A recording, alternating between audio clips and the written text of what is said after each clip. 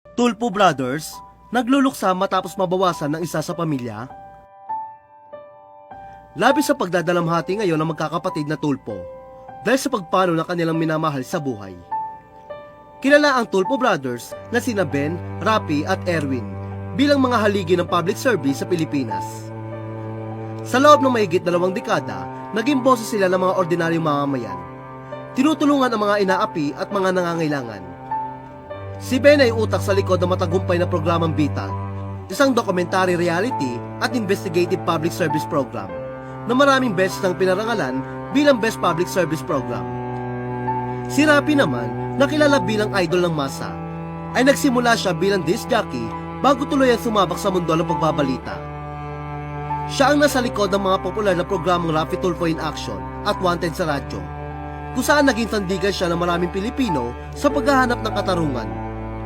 Sa kasalukuyan, si Rapi ay isa ng senador at patuloy na itinataguyod ang karapatan ng mga pamilyang Pilipino, OFWs at mga manggagawa.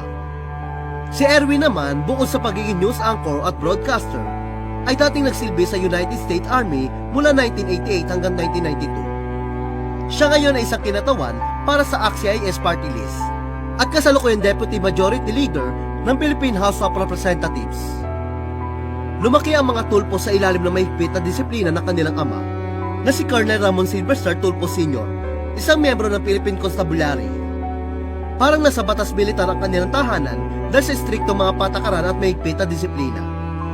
Dahil dito, natuto ang magkakapatid na maging matapang at handang ipaglaban ang tama, mga katangiang bitbit nila hanggang sa kanilang propesyon. Sa kabila ng mahigpit na kamay ng kanilang ama, naroon ang ina nilang si Caridad o Mami Karing. Upang balansihin ang kanilang buhay, ipinaramdam sa kanila ni Mami Karing ang lambing at pagmamahal. Dahil sa kanyang pag-aaruga, hindi tuluyang nilamon ng dahas ng magkakapatid.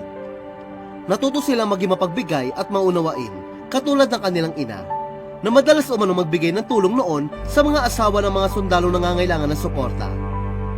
Ngunit sa kabila ng kanilang katatagan, isang mabigat na dagok ang dumating sa pamilya. Nitong Martes, August 27, malungkot na inanunsyo ng Tulpo Brothers ang pagpano ng kanilang ina na si Mami Karing.